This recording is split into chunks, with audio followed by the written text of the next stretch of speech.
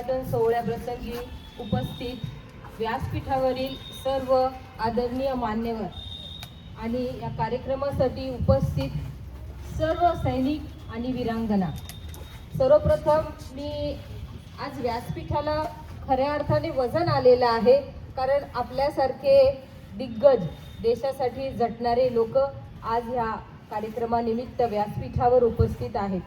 खरं म्हणजे आपले अनमोल शब्द ऐकणं हे आमचं भाग्य ठरेल, पण काही कारणास्तव दिनेश भाऊ परदेशी शहरात नसल्यामुळे त्यांच्या वाट्याचे कार्यक्रम मला अटेंड करावे लागणार आहे, म्हणून आपली लवकर रजा घेणार आहे मी.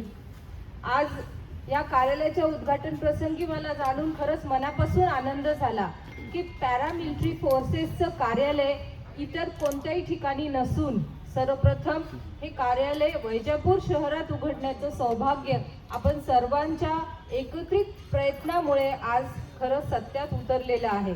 और ये सच में हम सब वैजापुर शहर वासियों के लिए बहुत सौभाग्य की बात है कि इस भवन का अनावरण वैजापुर शहर में हुआ है.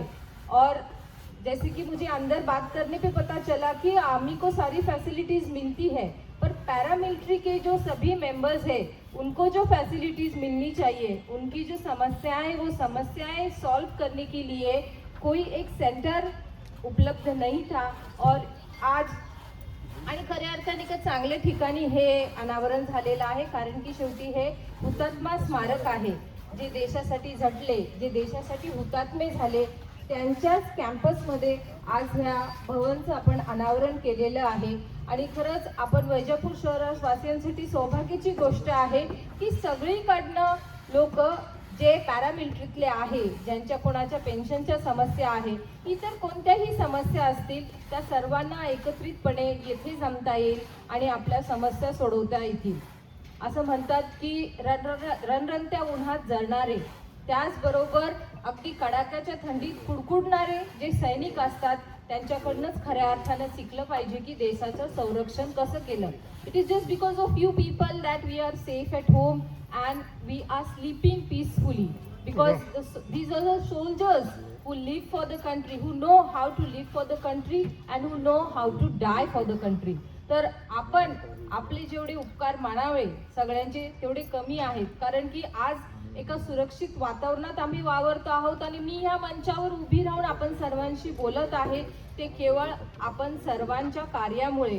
कारण अहोरात्र देशासाठी झटणं, अहोरात्र देशासाठी तत्पर राहणं, सगळे सणवार बाजूला सारून देशाचं संरक्षण करणं हे आपण सर्व आपलं आद्य कर्तव्य समजतात.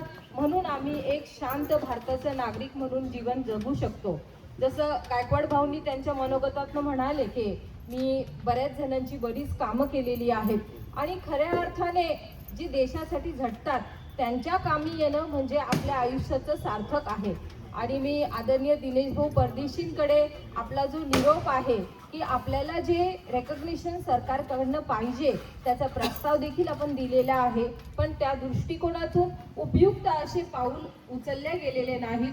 तर मी आपला निरोप नक्कीच दिनेश भाऊ परदेशी यांना देईन, कारण आर्मीच्या कार्यालयाच्या उद्घाटनाच्या वेळेस डिस्कशन झालं होतं की कोणत्याही इतर कार्यालयासाठी जर जागा हवी आहे तर हुतात्मा स्मारकमध्ये एक छानसं असं छोटासा एक आमचा विलाच आहे तो जो आम्ही बनवला होता जेव्हा ह्या कार्यालयाचं हुतात्मा स्मारकाचं जेव्हा आम्ही रिपेअरिंग काढलं होतं. तर आज तर मी म्हणते की ह्या कॅम्पसचं भाग्यच उजळलेलं आहे की ह्या पॅरामिलिटरीसाठी हे अर्धसैनिक भवन आपण येथे बनवलेलं आहे.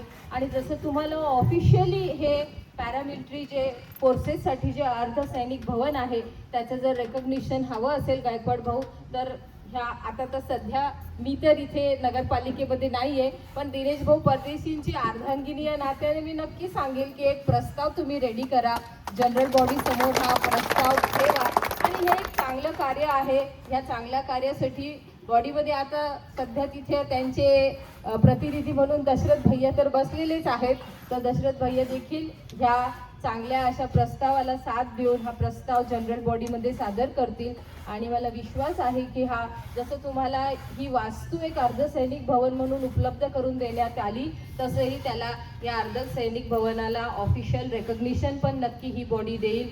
आमच्याकडनं आपल्याला जे काही सहकार्य हवं आहे तुम्ही अगदी अधिकाराने सांगा, because there is always a yes for a good cause.